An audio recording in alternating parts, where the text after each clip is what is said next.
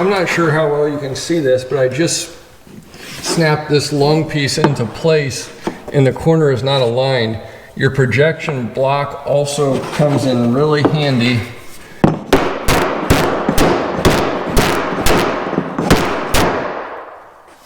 For getting corners lined up, because they don't always want to cooperate.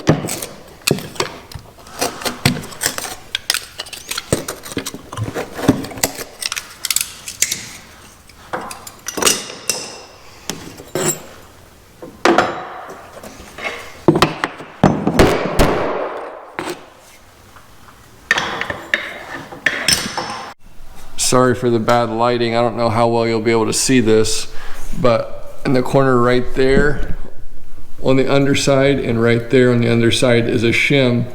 So you can just wedge your shim up in there and it'll get that nice and tight. And then you just take your utility knife and snap it off. And then it's a very small line, so whenever they caulk that, that'll disappear, but your miter looks really good. Same thing on the top. Not sure if you can see this, but there's a shim right there and there's a shim right there. And that's what I needed to get this miter looking good, because you can see I actually have a little bit of a gap up here. That's because we had some funky stuff with framing and a butt joint up here. It was just making this corner really difficult. So these shims are great for mitered crown like this.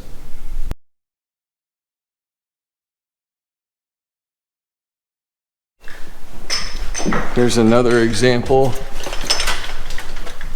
See how good that miter looks? Underneath there's a shim right there, and without that I would have had a gap right here. But with these shims I could get it nice and tight. Painter will caulk that and it'll be no big deal. Let's look up here. Corner looks good. There's just a little bit. I've got about a 32nd to a 16th of shim right there and right there that allowed that miter to be nice and tight. Didn't need anything on the top. Pre-assembled corner here. Notice no nail holes. That's 2P10 with dowels on the back. Worked really good. And then underneath there is a shim also. So painter will caulk that. It'll be no big deal. It'll finish up really nice.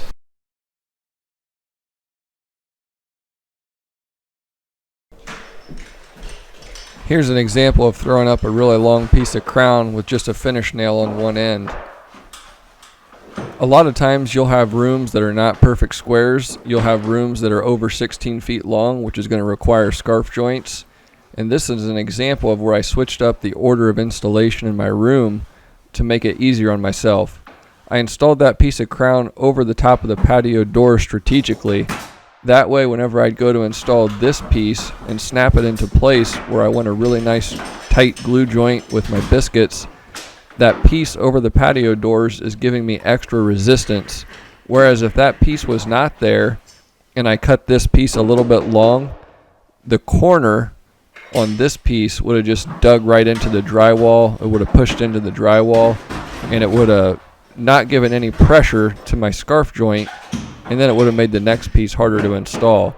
But by installing the piece over the patio door, I'm using that piece to provide resistance so that I can snap this piece in and get a really nice tight scarf joint.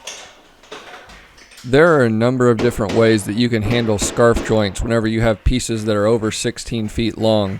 You could do a 45 on the ends of two different pieces, but with this double beaded profile, that's a real pain and it's hard to get everything to line up really well. So I opted to do 2 number 10 biscuits slotted into the back of these pieces of crown so it's a true butt joint, and then I just sand it out after I glue and assemble it.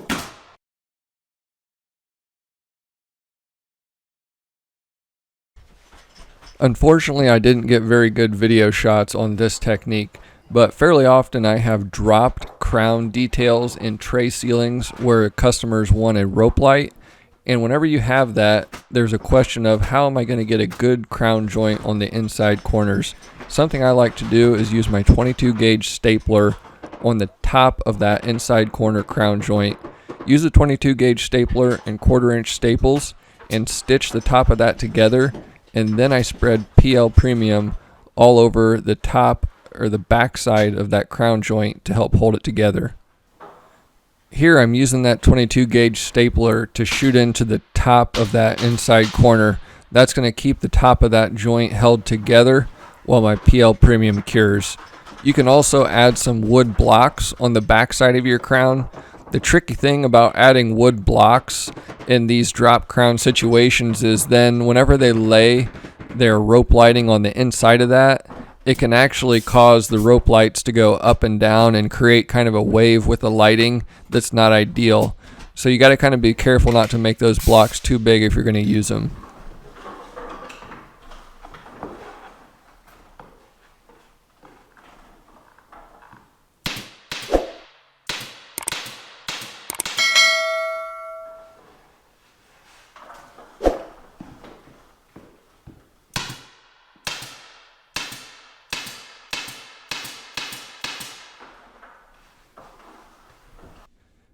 Here's another piece of this tray that I did.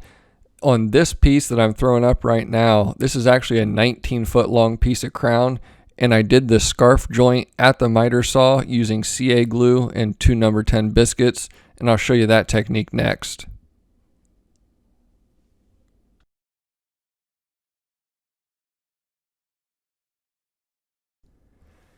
Here is a time lapse of how I did the scarf joint on that 19-foot long piece of crown that I just installed in that tray ceiling. For this, I'm using CA glue. I'm starting by cutting one piece at 190 inches exactly. That way I'm using almost a full piece, and I have a nice even number at 190 inches that I can subtract from the overall measurement, which I shot with my laser. So then I simply take my overall measurement, which I shot with my laser, and subtract 190 inches from that and cut the remaining piece. After that, I'm using 2 number 10 biscuits, measure 1.5 inches in from both sides, and put slots on each end of the board. Make sure that you dry fit the piece so that your cuts are good and the pieces are going to align properly, and then you can begin the assembly process. I will be the first to tell you that this technique is not going to be for everybody. I'm not saying it's the best technique, but it is another one you can add into your arsenal, and in these next clips we'll slow it down a little bit more and give you the play-by-play on how to do this. To scarf this little over 16-foot long piece, I've got 2 pieces here at the miter saw, and we're going to put the scarf joint right here. As you can see, 2 different pieces. First thing I want to do is just put those together here at the saw and make sure that that cut is good so that it'll be nice and tight whenever I assemble these.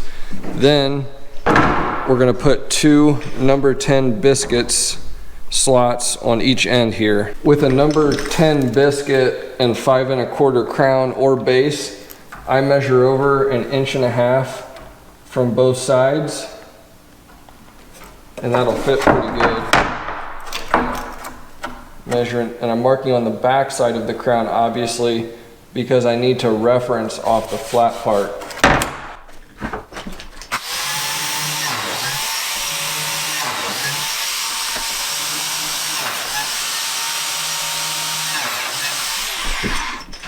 These slots will go through on the back side slightly, but you can't see them. It doesn't matter. You just want to try and center your slots best you can with what meat you've got here. Now I am using CA glue here, so I want to put a nice bead on the inside there, flip it over, hit it again, flip it back over, set my biscuits down, spray them with the activator. Carefully line it up so that you're centered. Push it straight in. Now the tricky thing is you've got to be very accurate and very quick and precise whenever you align these with CA glue, because you only get one shot. So we're going to be putting these together just like that, nice and quick. So now I'm going to go ahead and glue this side and then spray activator on this side. The downfall to this technique is if you don't get it lined up well, you're screwed. The good thing about this technique is you can do your scarf joint at a gentleman's height at the saw, and it's a lot easier to sand it out, and the glue sets up really fast. Okay, moment of truth.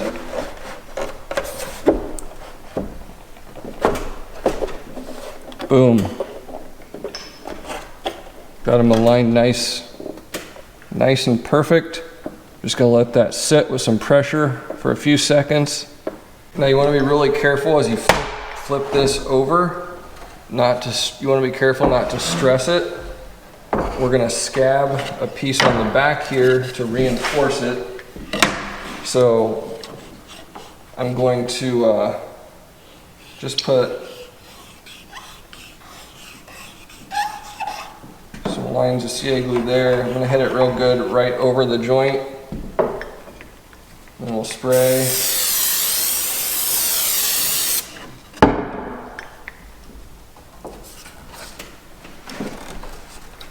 Give that some good pressure.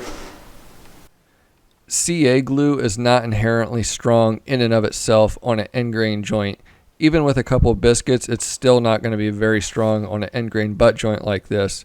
So it's really important to add this piece on the back of the crown to stiffen it up. It's really going to help during installation to ensure that that joint doesn't break under stress. You can take a look at this. That joint is really close to perfect already, so it's going to take extremely minimal sanding, and then we can just go to town installing it, and it's going to be no big deal. Whereas especially with a double beaded profile like this, if that's not lined up, whenever you go to install it on the wall, it takes some serious finger work with the sandpaper to get everything looking right. Some guys might be used to doing scarf joints by cutting a 45-degree cut or a 22.5-degree cut on both ends of the board and assembling it on the wall.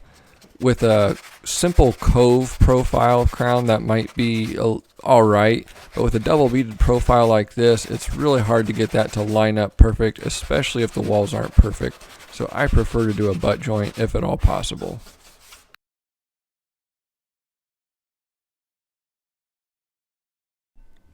Next technique is one of my favorites for crown molding, something I'm pretty passionate about, and that is pre-assembling my outside corners.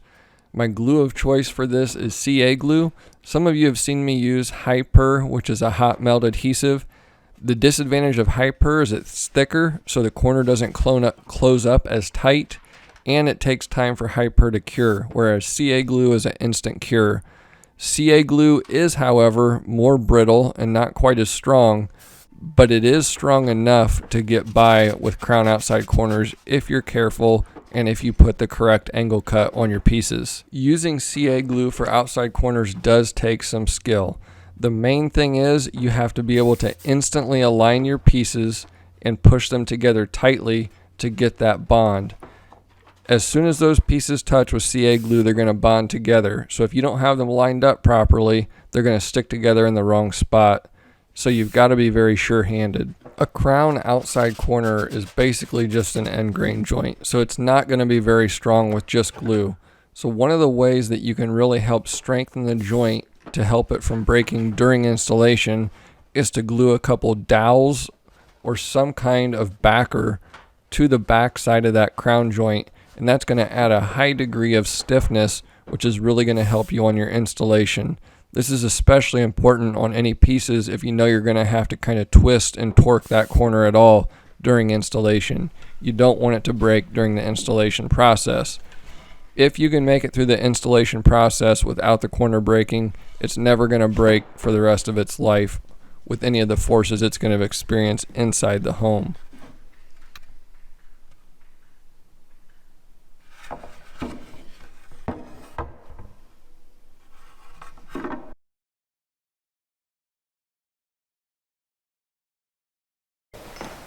Now, one option that you have to try and get a perfect cut for this piece whenever you've got funky drywall situations, I've got my lines chalked. I can take a piece of crown up here. I can line up the bottom with my chalk line, and then I can mark the top coming both ways across here on the ceiling. Then I can take the piece that I'm going to install, set it up on a nail on that end, and I've got an intersecting point right here, and then obviously the corner is my intersecting point. So I could put a piece up here as it will sit on the ceiling, and the key is, as it will sit on the ceiling, I can mark this intersecting point here, mark the corner down here, and then on my saw, I can connect those 2 points to get my angle. Now the other option would be to try and pre-assemble this outside corner as I just said, and use a butt joint a little bit further down the wall. And for that, I like this Bosch angle finder because it's long enough it gets past the drywall mud buildup. So I can take this up here. I'm going to put it on my chalk line. And I hit the miter button and it tells me 45.2 degrees. So since I'm cutting in the nested position, it's really easy just to bump my bevel cut over or my miter cut over to 45.2 degrees and cut it at that and pre-assemble that corner. And it's gonna take some torque being pre-assembled with CA glue, a couple dowels on the back, whereas it's much less forgiving if you're trying to fit it up on the wall one piece at a time. So we'll see how this goes. I'm going to do what I just talked about doing and install it and show you real life application results. Piece is pre-assembled on the floor, CA glue, a couple dowels on the back side. We'll see how she goes up. Now because this particular situation had this long run over that cased opening, was over 16 feet, it made it a pretty easy choice to pre-assemble the outside corner and then use a butt joint obviously for my scarf joint. If this would have been two 14-foot long pieces, I would have opted to fit it on the wall and it would have been just fine. As long as you get your angle right, it's usually not too bad, but as a general rule, I try and pre-assemble everything I can. It went really well. Here you can see I'm fitting the other piece on, which, you know, obviously had the butt joint with 2 biscuits, and everything went together really well. So there we go. That went up good. Here's that corner. You notice right here, you can see the lines right at that intersect point where I marked that crown whenever I held it up here. So would have achieved the same results as holding the crown in place and marking it. The angle finder, you know, does the same thing. So a lot of ways to skin this cat, but this went pretty well.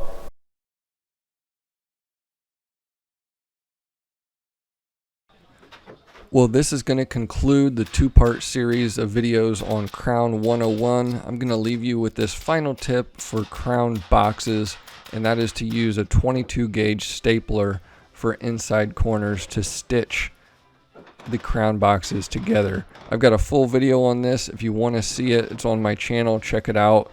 Search coffered ceiling crown and it'll pop up. I'll show you the technique that I use to pre-assemble these crown boxes and measure super accurately. And then I actually installed 9 boxes all at the same time, pre-assembled them and pressure fit them in place without any nails, just to demonstrate how good the technique is. As always, thanks for watching. Be sure to leave a comment if you got any questions, suggestions, whatever. Give it a thumbs up. Don't forget to subscribe if you aren't subscribed already, and we'll see you on the next video. Thanks, guys.